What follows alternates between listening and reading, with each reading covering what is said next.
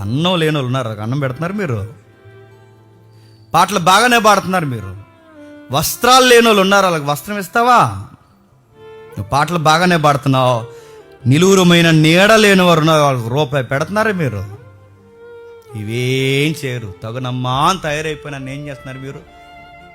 అన్నం లేనివాడికి అన్నం పెట్టరు, వస్త్రం లేనివాడికి వస్త్రం పెట్టరు, నీడ లేనివాడికి నీడెవరు. కానీ మీరు నాకు ఏమిస్తానంటున్నారు? వేలాది నదులు ఇమ్మంటావా? పొట్టేళ్ళు ఇమ్మంటావా? కొడుకుని ఇచ్చేయమంటావా అంటే దేవుడు అన్నాడు, నాకు వద్దురా, అడిగి ఇవ్వండి. మీలో మీరు కొట్టి చేసిపోతున్నారు కదా, అడిగి ఇవ్వండి. అన్యాయంగా నడుచుకోండి, ఎదుటివాడిని ప్రేమించండి, నిన్ను వల్ల నీ పొరుగు వాడిని ప్రేమించు. అప్పుడు నా దగ్గరకు వచ్చి నాకు ఏమి ఇవ్వకపోయినా వర్షిప్ చేయి, చాలు, నాకు ఆనందం ఉంటుంది. ఈ పొరుగు వాడిని నువ్వు ప్రేమించకుండా, ఎదుటోడికి గుప్పడి మెతుకులు పెట్టకుండా నువ్వు నాకు ఆరాధన చేయడం వల్ల ఏం ఒరుగుద్ది?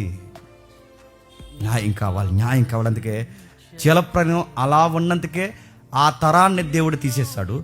సేమ్ మళ్ళీ ఇశ్రాయేలు అలాగున్నందుకే తీసుకెళ్ళి వాళ్ళని ఎక్కడ కూర్చోబెట్టాడు? చెరలో కూర్చోబెట్టాడు. సేమ్ మళ్ళీ తిరిగి ప్రపంచం ఎక్కడికి వచ్చిందో తెలుసా?